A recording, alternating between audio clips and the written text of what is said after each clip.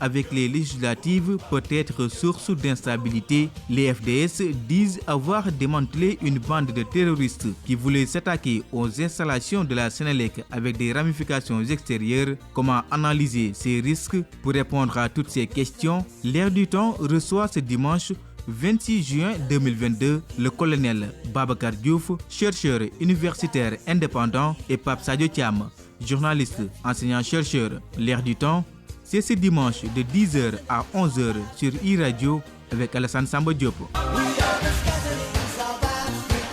Merci d'être à l'écoute de L'Air du Temps. Bienvenue. Merci, monsieur, d'avoir accepté notre invitation. Nous sommes avec le colonel Babacar Diouf, chercheur indépendant universitaire, et aussi Pape Sadio Thiam, qui est journaliste, chercheur, enseignant. Merci, monsieur, d'avoir accepté notre invitation.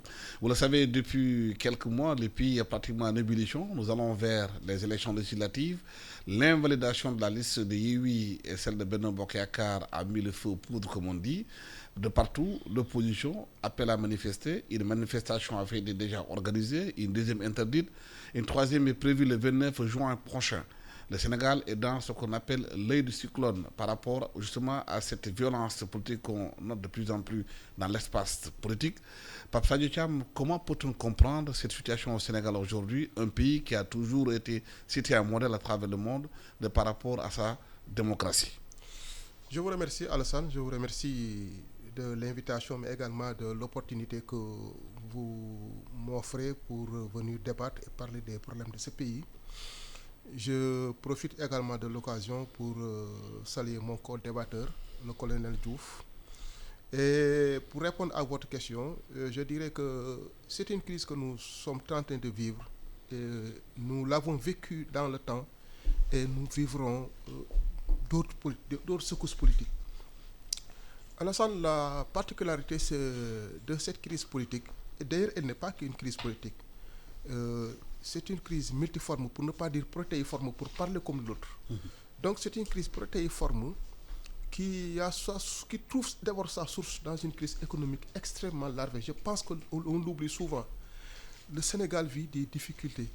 Nous avons quand même une jeunesse désœuvrée, des diplômés de l'enseignement supérieur qui peinent à s'insérer dans les circuits économiques. Mais également, la particularité de cette crise économique, mon cher Alassane, c'est qu'elle se déroule dans un contexte politique marqué par ce qu'on appelle une crise de légitimité des politiques d'abord. Il y a une crise de légitimité des politiques, mais également un discrédit qui frappe les politiques, mais également une crise du militantisme politique. Mais malgré ces trois postulats, les jeunes, les femmes n'ont pas hésité à suivre le mot d'ordre des politiques. C'est ce qui fait la particularité quand même de cette crise-là. Je m'explique. Il y a un discrédit, une crise de légitimité, mais également une crise du militantisme politique, parce que les gens ne vont plus militer dans les partis politiques. Mais pourquoi ils suivent les leaders dans le mot d'ordre? C'est ce qui explique la crise économique. Les gens qui sont sortis nombreux dans la rue, suivent le mot d'ordre des partis de Yewwi Askan Wi, ne sont pas tous des partis politiques. Donc c'est des pans entiers de la population qui n'ont jamais milité dans les partis politiques, qui n'ont jamais fait de politique, mais quand même qui sont très réceptifs au mot d'ordre des politiques. Et je pense que c'est la particularité de cette crise. Voilà. Colonel, quelle lecture peut-on faire de cette situation politique si on le met sur le contexte international? En fait, je commençais d'abord par rebondir un peu sur ce qu'il a dit. Merci donc pour l'invitation. J'en profite pour saluer M. Thiam et tous ceux qui nous écoutent. En fait, non seulement aux éléments qu'il a sortis, j'ajouterais le fait que la tendance globale, mondiale, historique, c'est que plus dans un pays il y a de jeunes, plus le niveau de violence tend à être élevé. C'est dû à quoi? Mais parce que l'âge, dans un pays de vieux, il n'y a pas assez d'énergie.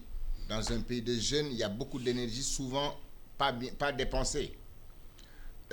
Il faut aussi revenir, cette jeunesse.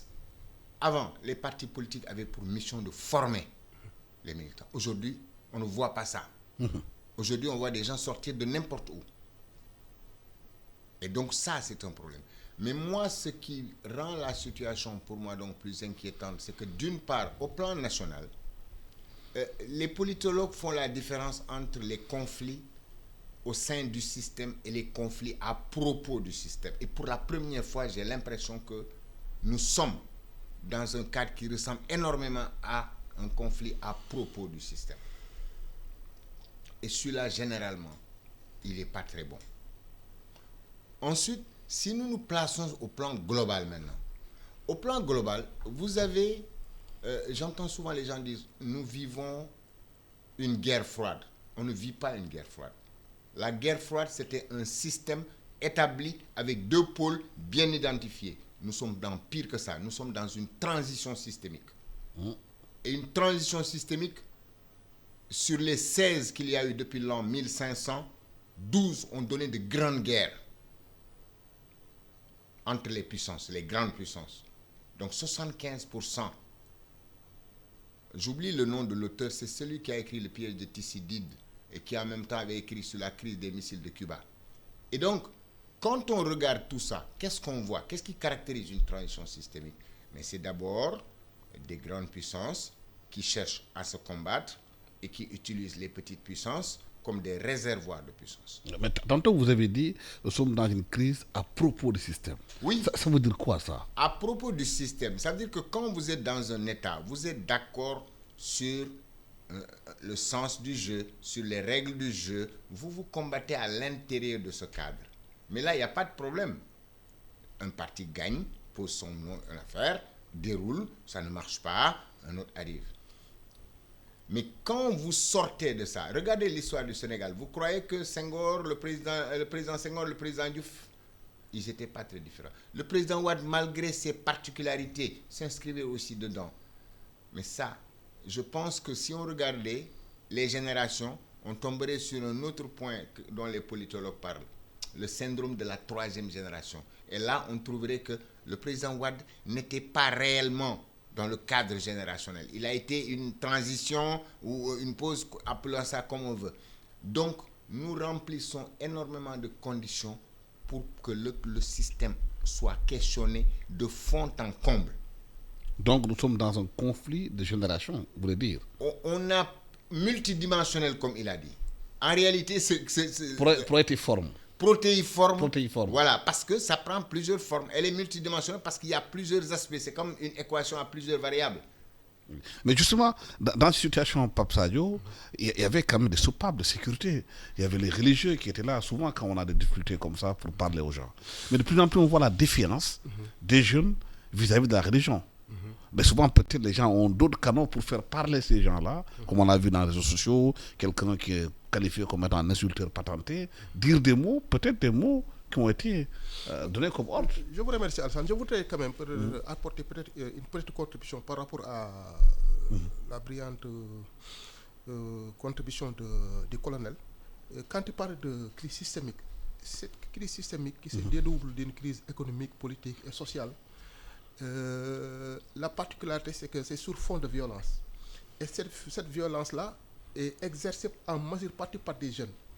Mais ces jeunes-là, le problème, c'est qu'il en a parlé, il y a ce qu'on appelle les partis politiques qui ne forment pas les jeunes. Mais pourquoi? Mais vous savez, les partis politiques ont dévié de leur trajectoire originale. Benjamin Constant, qui a été l'un des premiers à théoriser la notion de parti politique, avait assigné à ces partis politiques 3 missions, particulièrement 2 missions. La mission de former, de sensibiliser, mais également d'informer.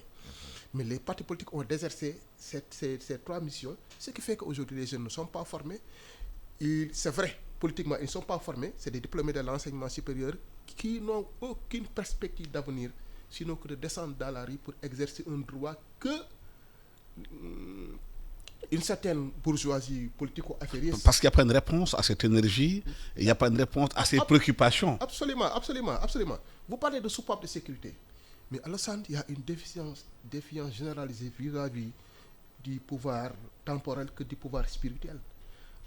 Le contrat social sénégalais dont Donald Curisens avait parlé et Mamadou Diouf, mais ce contrat social-là est essoufflé. Ce contrat social qui était fait, qui existait entre le politique et le temporel, mais ce contrat social-là est en crise. Ce qui fait qu'aujourd'hui, on n'a plus au Sénégal de grands hommes religieux comme Mam Abdou Aziz Dabakh, qui était quand même une sorte de conscience régulateur morale, social. une conscience morale. quelqu'un, par exemple, comme Seigneur Abdullah Mbake, qui était la voix des paysans. C'est parce qu'à l'intérieur des confréries religieuses, les confréries religieuses sont traversées par des crises systémiques qui fait que l'autorité est fortement remise en cause. Ici, ajoute également que le contrat social s'est essoufflé parce que l'État n'a plus les moyens qu'il avait d'entretenir ces confréries-là. C'est vrai, la crise économique est passée par là. Le regard que les institutions financières internationales exercent sur notre économie ne permet plus à l'État aujourd'hui d'entraîner cette sorte de clientélisme. Ce qui fait que l'État a maintenant au sein des confréries des appuis à partir de considérations qui leur est propre. C'est-à-dire qu'aujourd'hui, l'État a pris ces confréries, leur donne des subsides, mais quand même assez limités et qui ne leur permet pas aujourd'hui d'exercer véritablement leur rôle. Oui. Et dans ce crise systématique, vous dites qu'il n'y a plus de partis politiques, il n'y a plus de réunions de partis, il n'y a plus de formation, il n'y a que les coalitions. Et les coalitions semblent une grosse arnaque, en fait. J'ai toujours défendu l'idée selon laquelle les coalitions sont une entorse à notre démocratie. Parce que les coalitions vident le processus électoral de sa véritable substance. On ne sait pas qui est qui dans les coalitions. Mais vous allez dans les coalitions, vous voyez des partis qui n'ont pas de siège, qui n'ont jamais participé à une élection, qui n'ont jamais publié un communiqué d'une réunion de bureau politique. Donc, des partis politiques qui n'existent que médiatiquement, sur le plan médiatique. Ce qui fait que la coalition, moi je l'ai toujours dit, ce sont des entorses à notre démocratie. Et je pense qu'il y va quand même de la pérennité de notre démocratie, de statuer, d'avoir une autorité de la démocratie pour statuer aujourd'hui sur la matière. Colonel, où nous mène cette situation aujourd'hui? Est-ce qu'on va vers une impasse, une insécurité, une instabilité du pays? Moi, je voudrais d'abord dire en une image quelle impression j'ai. Je vais encore emprunter une expression des politologues américains, chicken game. Ça veut dire quoi, chicken game? Imaginez que vous avez votre voiture en face de moi, à 500 mètres. Moi, je suis là. Il y a un trait jaune de vous à moi. On allume, on met tout. On accélère à fond, on lâche les freins. Chacun d'entre nous va vers l'autre en se disant, le premier qui scie, vire à gauche, etc. pour éviter l'autre. Et on se fonce dessus. Est-ce que vous imaginez, on peut foncer et se rencontrer tous les deux parce que chacun a essayé de tenir jusqu'au dernier moment, il y a un gros choc, on est tous partis en fumée. Un essaie d'éviter au dernier moment, mais il est touché et il va quand même s'effondrer et vous avez toujours les mêmes dégâts, etc. Donc déjà ça, je tiens à dire, moi, c'est l'impression que j'ai. Deuxièmement, je reviens à ce qu'il a dit. C'est incroyable. J'y réfléchissais encore hier.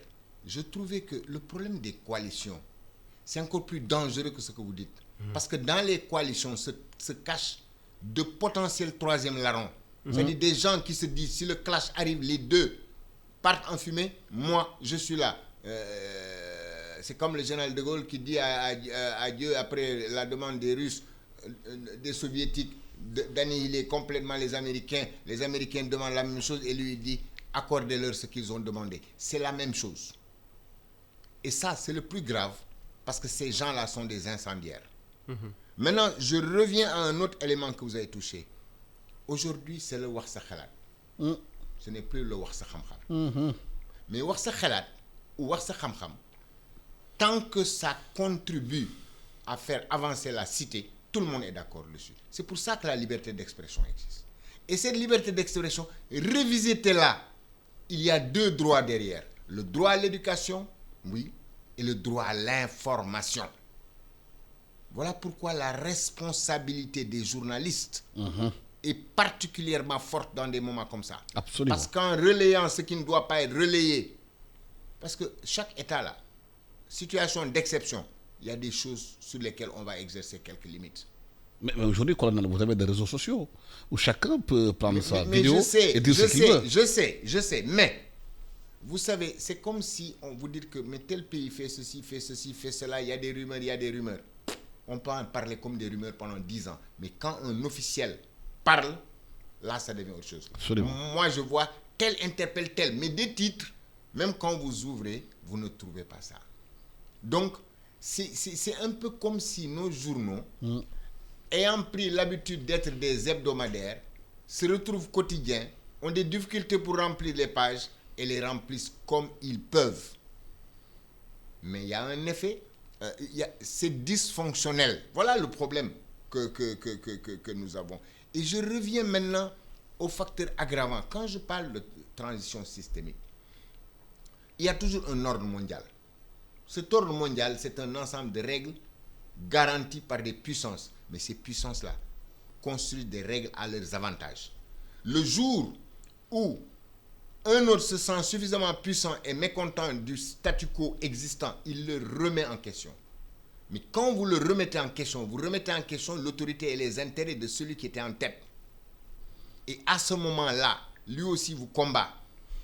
Et dans ce combat, tous les autres sont des instruments. Regardez ce qui se développe. Il y a un parallèle saisissant entre ce qui se déroule en Europe, au niveau de l'Ukraine, avec un conflit par procuration, avec une situation économique, financière, dont les effets sont encore indéterminés, mais peuvent nous tomber dessus à pleine vibure. Et vous vous retournez, vous dites, mais attendez, quelles sont les clés dans cette affaire? Oui, c'est finance et monnaie, machin. Oui, c'est vrai, c'est très important. Mais les matières premières, mais l'alimentation, mais eux ne se battent pas pour l'alimentation. L'alimentation, ils pensent que c'est assuré. Mais l'énergie. Et donc, moi, je fais partie des gens sceptiques. Quand on me dit qu'il y a une instabilité dans le golfe de Guinée, je regarde la carte, je dis, mais le golfe de Guinée, c'est pratiquement le point de contrôle des routes maritimes qui relient l'Afrique à l'Amérique latine, à l'Europe et aux États-Unis. Quand vous me dites le détroit du Mozambique, je regarde, je dis, mais le détroit du Mozambique, c'est une route qui mène vers le Moyen-Orient, l'Asie. Et donc, tout de suite, je me dis, ah, bon, il y a un projet chinois de route de la soie terrestre et maritime. Il y a d'autres projets par d'autres puissances.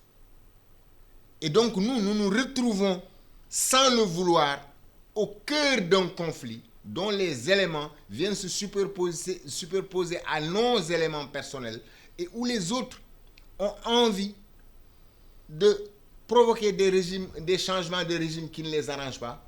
Et là, c'est grave, mais les grandes puissances sont dans leur rôle, parce que, comme disait lors de... J'oublie son nom encore. Il disait, Palmerston, il disait, la Grande-Bretagne n'a ni ami éternel ni ennemi perpétuel. Seuls ses intérêts sont éternels et perpétuels. Et toutes les grandes puissances raisonnent comme ça. Donc aujourd'hui, ce qui se passe sur le plan international impacte bien sûr, la façon de faire la politique au Sénégal. Parce que moi, j'ai fait une recherche sur les effets de cette situation-là. Et je me suis retrouvé avec des explications pour des conflits qui sont arrivés en Bolivie, au Venezuela, etc., au Moyen-Orient. Donc, parce que le territoire des grandes puissances, la géopolitique, c'est l'étude des rivalités de puissance et d'influence sur un territoire. Mais le village, c'est un territoire. Mais la ville aussi, le pays aussi, la région, donc chacun joue à son échelle. Les grands, leur échelle, c'est le territoire, c'est le globe, le monde entier. C'est ça leur territoire. Et donc, toutes les parties pour eux sont connectées. C'est pour ça que le système global, il y a un chercheur américain, Kenneth Walls, qui dit que quand vous analysez le monde, vous vous arrêtez à la première image qui est l'individu ou à la deuxième image qui est l'État. Vous avez une approche réductionniste. Il faut arriver au système qui est la troisième image. Parce que c'est le système qui structure le reste. Tout le reste est dans une relation agent-structure. La structure contraint et les agents essaient de jouer, de trouver une marge de manœuvre et d'échapper. Et c'est pourquoi moi je m'inquiète. Parce que quand tout ça est réuni, les changements de régime, les provocations, c'est-à-dire vous pouvez retrouver ce qui s'est passé en Libye, ce qui s'est passé en Syrie, vous pouvez retrouver chacun de ces scénarios peut potentiellement se retrouver chez vous. Je rappelle que vous suivez L'Air du Temps, qui reçoit le colonel Babacar Diouf, qui est chercheur indépendant, universitaire, et Pape Sadio Thiam, qui est enseignant-chercheur et journaliste. Pape Sadio, est-ce que c'est dans ce contexte qu'il faut comprendre la sortie d'Olivier Faure, qui est le patron des partis socialistes, et de Jean-Luc Mélenchon, qui ont fait des tweets en disant que la démocratie au Sénégal est piétinée, qu'ils sont inquiets, et la réponse de Benno Bokk Yakaar qui parle d'intervention néocoloniale? Absolument, je pense que c'est pas une démocratie piétinée, mais qui est quand même qui est essoufflée. C'est comme disait l'autre, notre modèle démocratique qui est essoufflé. Vous avez parlé tout à l'heure de soupape quand même de sécurité, également d'intervention, de médiation et de conciliation.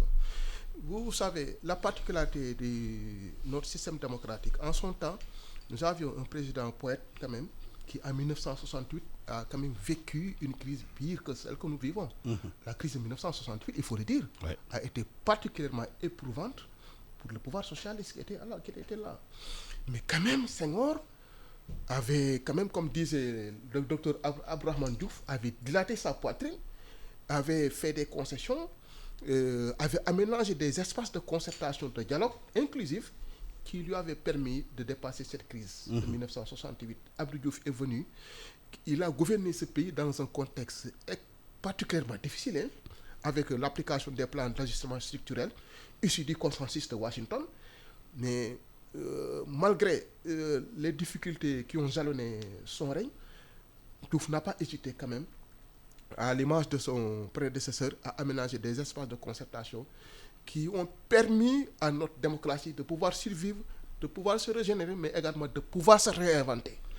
Et ce qui a permis le code consensuel de 92, les élections présidentielles de 93 et l'alternance de 2000 qui lui a permis une sortie en douceur.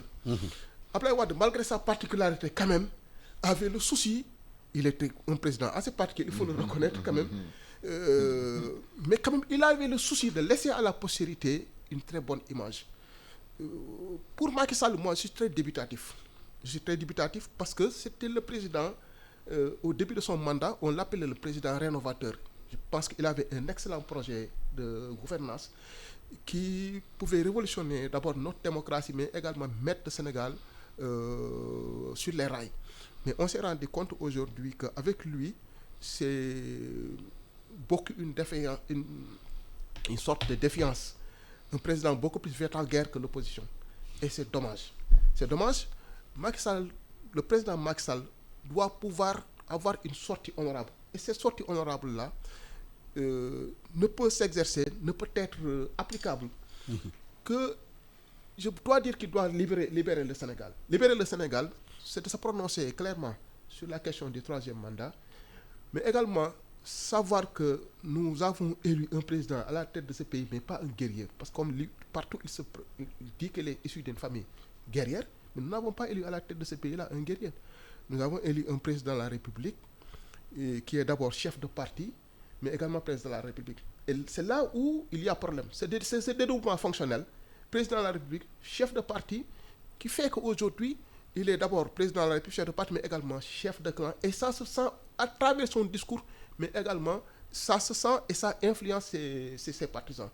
Moi, j'estime que on doit revenir aux fondamentaux de notre démocratie, qui ces fondamentaux-là sont faits de consensus fort, mais également de concertation et de dialogue. Et je pense qu'il y a aujourd'hui des lieux d'espoir quand on sait que la société civile, surtout celle religieuse, s'est impliquée pour qu'on puisse reporter les élections. Il faudrait avoir le courage de dire que nous allons vers des concertations électorales incertaines, avec des difficultés qui se profilent à l'horizon. Nous devons avoir le courage de nous arrêter et de voir quelles sont les modalités qu'il faut mettre en place pour que notre démocratie puisse vivre et sortir de cette crise infernale.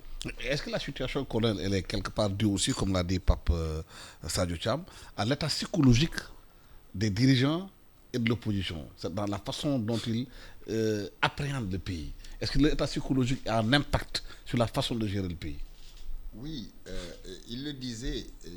J'aime bien rappeler aux gens que je tiens ça du président Diouf lui-même. J'ai été quand même son aide de camp pendant 6 ans. Il a formé un gouvernement au téléphone. Il me l'a dit lui-même. Ça veut dire quoi? Ça veut dire une flexibilité, une capacité de se dépasser. Le président Wade pouvait mobiliser toutes les foules qu'il pouvait. Mais à un moment, ils savaient s'arrêter. Mais aujourd'hui, je vous dis que ce que je crains toujours, c'est que les principaux que vous voyez soient poussés par derrière et pas poussés juste pour vous. Non, je peux venir moi avec des informations et vous intoxiquer. Vous savez, quelqu'un disait que nos perceptions sont subjectives mais ont des conséquences objectives. Parce que c'est ma perception, la perception que j'ai de vous qui fait que je vous souris quand je vous vois ou que je fais la grimace.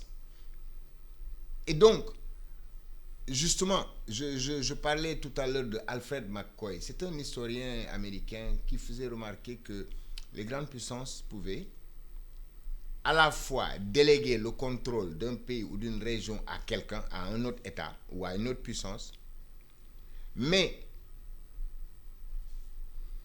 en profiter pour avoir aussi deux fers au feu. C'est-à-dire un dans l'opposition, un contact avec l'opposition, un contact avec le parti au pouvoir.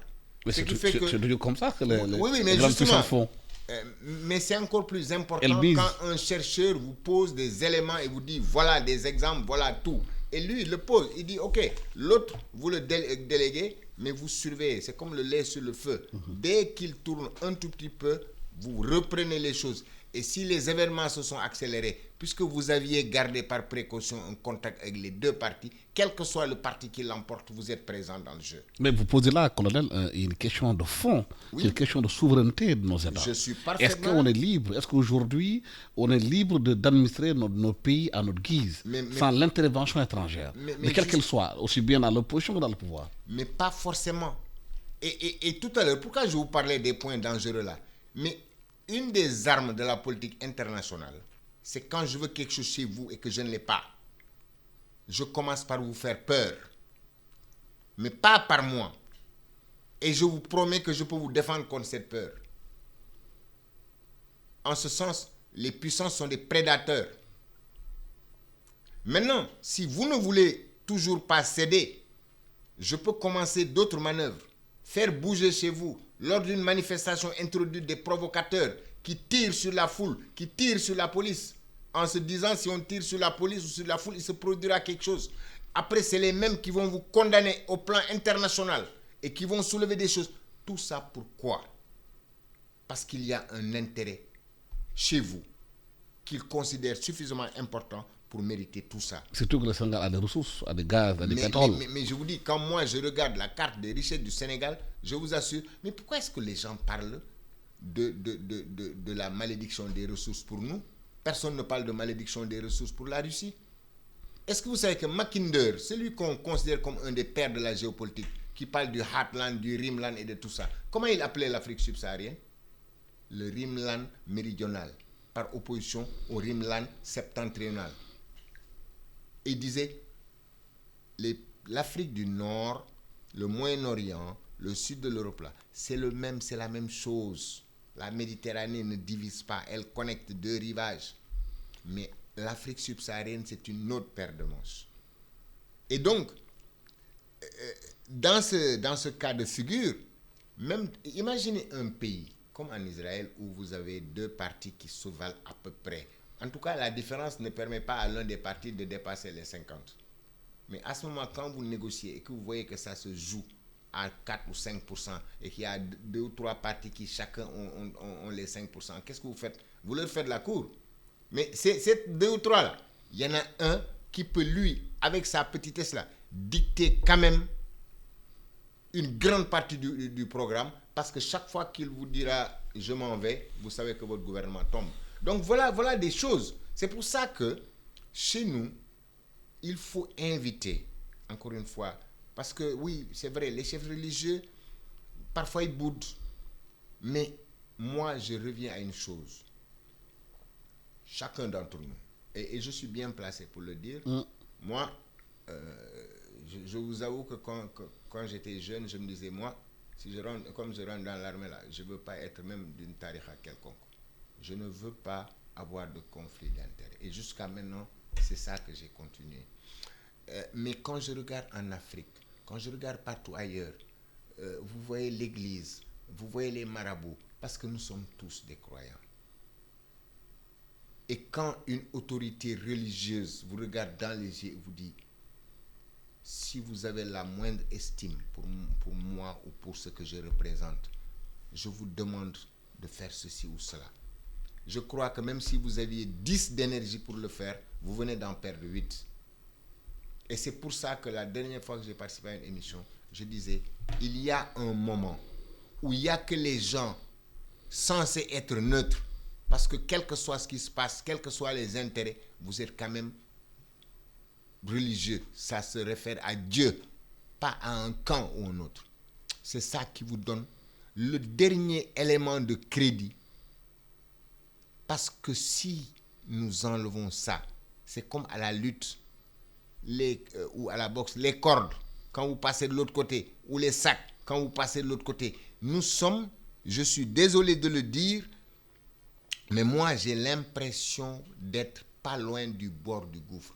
Et regardez, on vous dit, les politologues vous disent la même chose à propos de l'Europe. Où va l'Europe? Quel va être son destin avec ce qui se joue dans un petit truc? Quand ils ont commencé à, comment dirais-je, en Ukraine, ils se disaient quoi? On va faire de la Russie un voyage. On va lui en mettre plein la gueule. Mais vous savez, une stratégie, son problème, c'est que c'est dirigé vers un être pensant qui réagit. Et donc, votre stratégie peut avoir des effets pervers et vous vous retrouvez avec le contraire de ce que vous recherchez. Et ça, je peux vous en faire des tas d'exemples. Donc vraiment...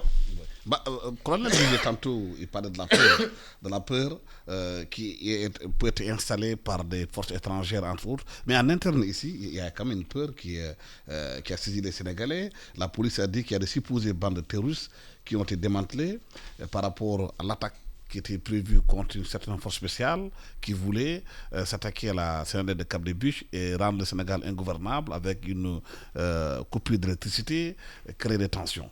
Jusqu'à présent, dans la presse, on voit aujourd'hui que ces gens ont été déférés au parquet. Est-ce qu'il est dangereux, ce jeu-là? Bon, c'est un jeu assez dangereux quand même. Et au-delà de ce fait-là, ce qu'on a surtout constaté, c'est que c'est le pouvoir en place qui développe ce qu'on appelle la théorie du chaos. Parce que d'habitude, dans les démocraties, quand survient des crises, d'habitude, c'est l'opposition qui développe la théorie du chaos. Mais la particularité de cette crise-là, c'est que c'est le pouvoir en place qui développe cette théorie du chaos. Mais cette théorie du chaos, malgré les arrestations opérées de part et d'autre, on ne parvient pas à avoir quand même une vue d'ensemble. Les choses ne sont pas claires. Tantôt on dit que c'est des rebelles qui appartiennent au mouvement des forces démocratiques de la Casamance. Tantôt on dit que ce sont des éléments isolés qui voulaient saboter les installations de la Sénélec. Tout ça également sous fond de suspicion, mais également de droit pointé envers l'opposition. Moi je pense que cela ne participe pas quand même à garantir la pérennité de notre économie d'abord. Nous sommes une économie extrêmement fragile. Et je pense que ces indicateurs ne feront que faire fuir les potentiels investisseurs. Nous sommes un pays en devenir qui a énormément de ressources, mais quand même qui doit se dire, notamment nos dirigeants, que les élections sont une étape de notre vie qu'on doit dépasser. Mais également, ils doivent également se dire que nous avons une jeunesse, notamment la jeunesse urbaine, la jeunesse rurale, désœuvrée, qui n'a pas de perspective d'avenir. Je pense que les choses le débat doit tourner autour de ces postulats-là. Mais développer une théorie du chaos, dire que nous avons des rebelles qui veulent déstabiliser le Sénégal, tout ça c'est compréhensible. Même si c'est vrai, nous sommes à une étape de notre vie, de notre devenir, qui nous impose d'avoir de la sérénité, mais également le devoir aujourd'hui de vérité vis-à-vis des Sénégalais. Et ce devoir de vérité-là n'apparaît pas à travers les accusations qui sont portées de part et d'autre, les théories qui sont développées de part et d'autre, qui ne permettent pas d'avoir une vision globale. En tout cas, jusqu'à présent, je ne vois pas en quoi ces terroristes-là, ceux qui sont arrêtés, ont des liens ou bien des interactions par rapport à l'opposition. Je ne le vois pas du tout. Colonel, vous, en tant que militaire, quand ces genres d'informations sont mises sur la place publique, comment on les analyse?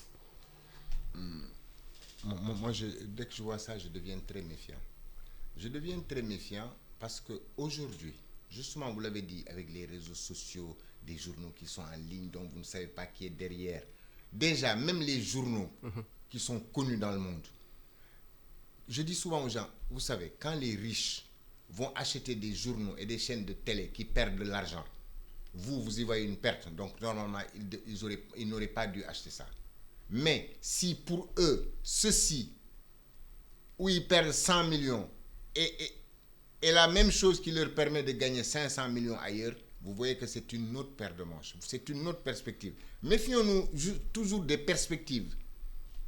Comme dit Nietzsche, la réalité est un ensemble de perspectives dont elle est la somme. Essayez d'en voir plusieurs pour voir ce que ça donne. Et donc, d'abord, les journaux qui en parlent, d'où leur vient l'information? Nous avons vu de grandes puissances où différents partis au sein du même pays manipulent des journaux, leur donnent des infos, etc. J'ai vu récemment un journal, je ne vais pas rentrer dans les noms, ce journal qui dit au palais il y a ça, il y a un homme qui fait ceci. Quand j'ai lu ça, j'ai dit tout de suite, j'attends le prochain numéro, je vois un développement possible. Et effectivement, au numéro suivant, je vois un journal qui prend un homme qui le dénonce, et tu vois tous un point commun. C'est soit de soutenir à fond l'opposition, mais aussi de dire, le président, il faut qu'on l'avertisse.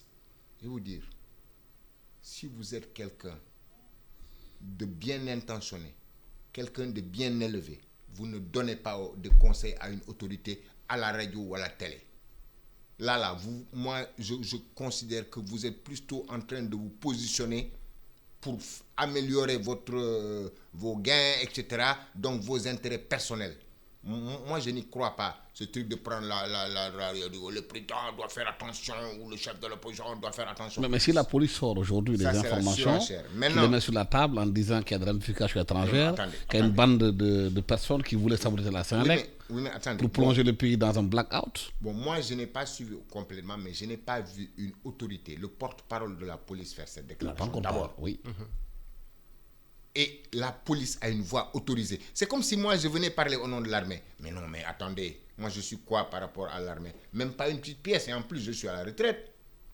L'armée, la gendarmerie, la police, les services de l'État ont des gens désignés pour parler en leur nom. C'est un peu comme des plénipotentiaires. Si vous alliez signer un accord qui engage le Sénégal, là, votre signature ne vaut pas un clou.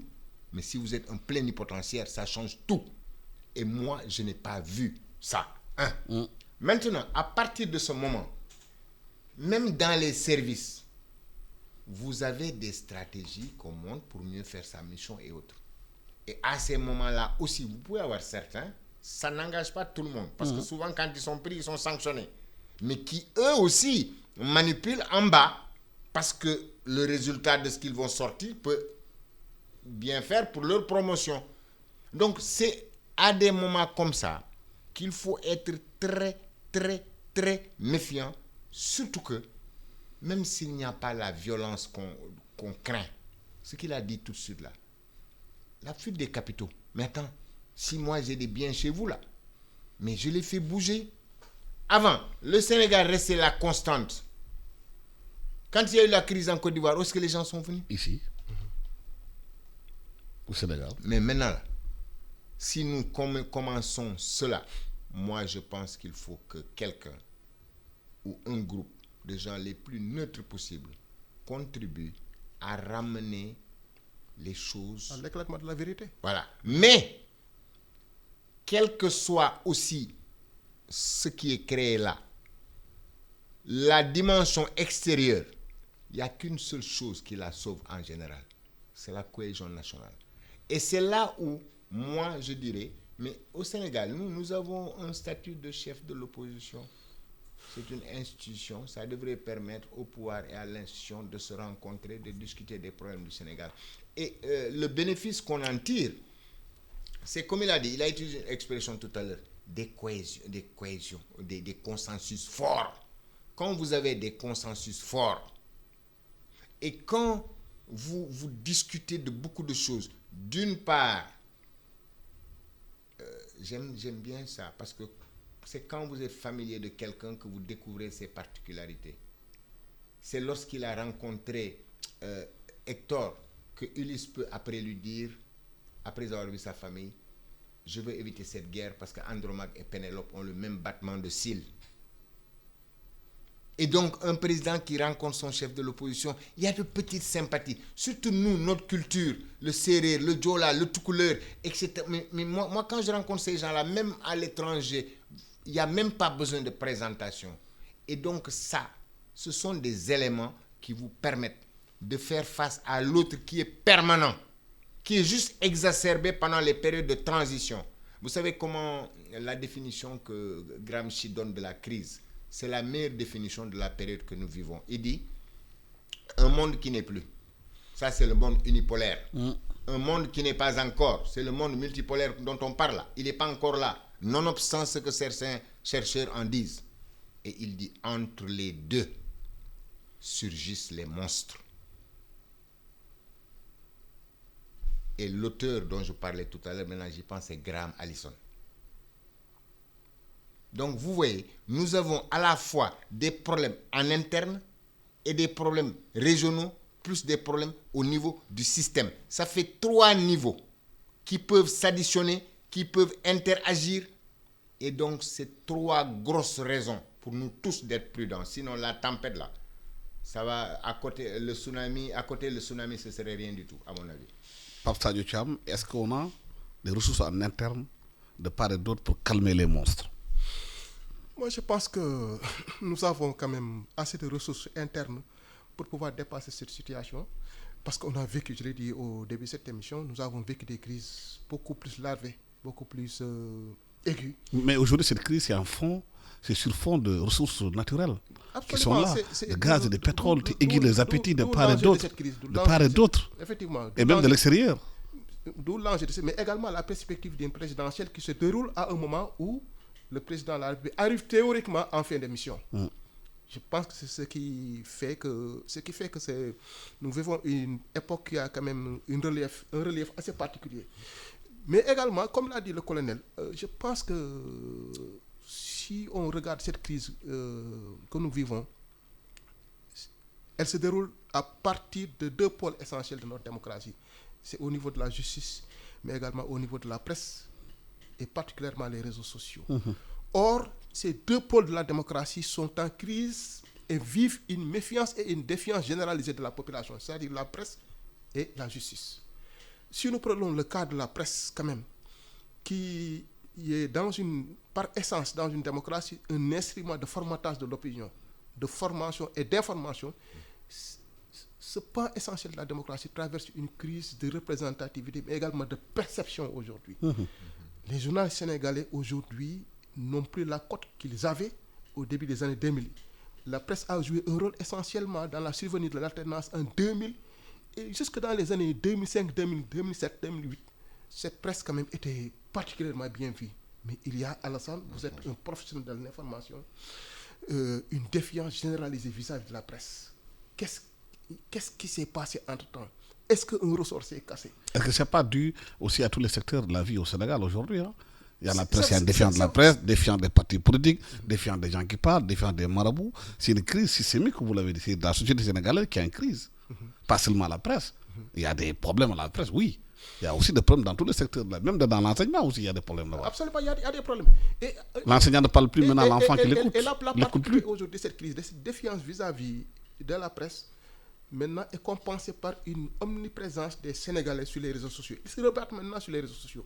Et cette crise, nous, quand nous étions jeunes, moi je suis de la génération de 90, fin 88, à l'université de Dakar, nous allions dans les partis politiques y militer parce que nous n'avions pas les voies d'expression qui nous permettaient de parler.